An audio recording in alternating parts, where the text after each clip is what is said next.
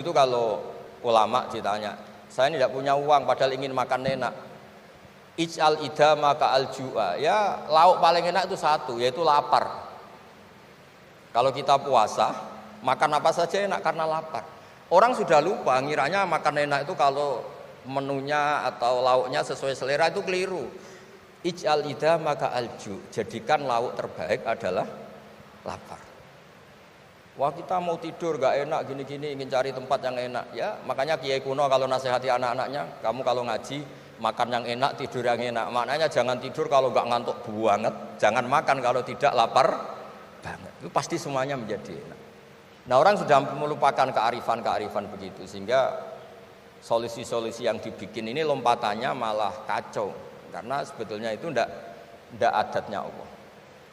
Terus yang terakhir, ini makalah yang saya bawa dari dalam. Ini mungkin nanti Pak Munjid bisa belajar. Bisa ya tadi, bisa dijual ini. Karena sekarang itu ngaji itu pokoknya keren lah sekarang itu. Ngaji sekarang itu fid dunya hasanah wa fil akhirati hasanah. Dulu ngaji itu hanya fil akhirati hasanah, enggak dapat apa-apa. Kalau sekarang itu fid dunya hasanah wa fil akhirati enggak jelas. Karena sudah dapat upah itu. Nah, ini cerita, ini di tafsir Qurtubi, nafsiri ayat la khaira fi katsirin min najwahum illa man amara bi shadaqatin.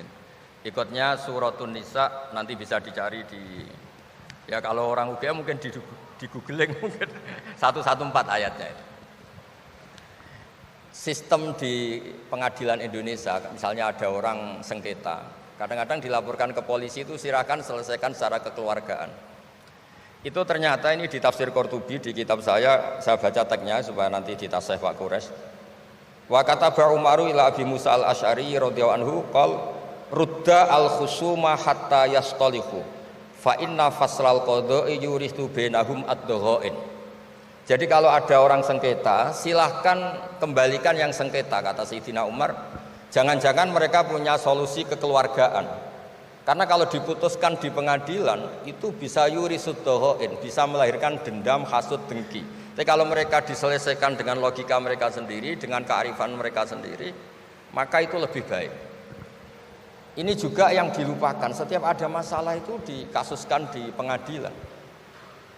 Padahal ini andaikan saya dalam posisi pengamat politik mungkin cerita, padahal bisa diselesaikan dijadikan menteri misal, tapi itu tidak wilayah saya itu. Tapi itu tidak wilayah saya. Andaikan saya datang sebagai pengamat politik mungkin contohnya itu, tapi saya tidak masuk wilayah itu. Cerita-cerita itu masyhur itu.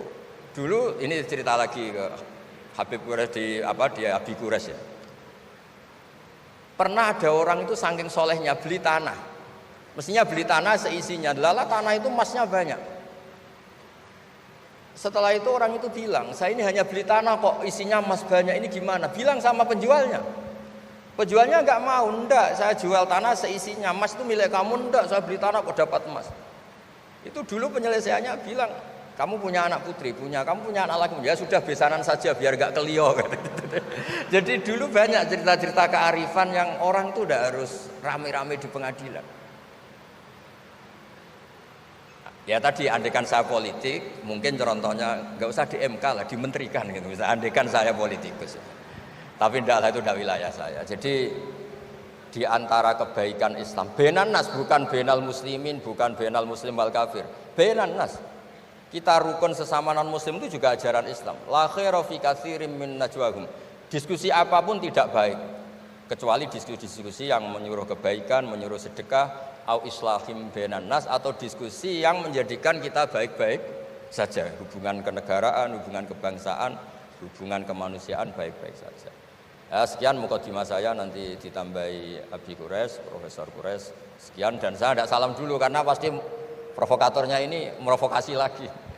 Jadi kalau moderator itu kan bikin sesuatu indah.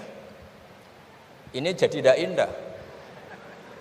Masa orang sesantun saya dibilang harimau, itu kan kacau itu nggak benar itu. Karena kalau di Indonesia, oh ini negara nggak benar, kayak hukum rimba, yang kuat menang, yang kuat itu kan harimau, wah jadi masalah kan. Tapi saya maafkan karena Di dunia kiai ini masih mu'alaf, latihan kiai.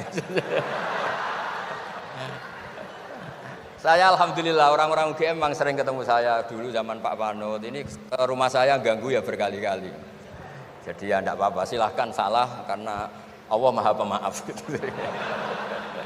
Monggo.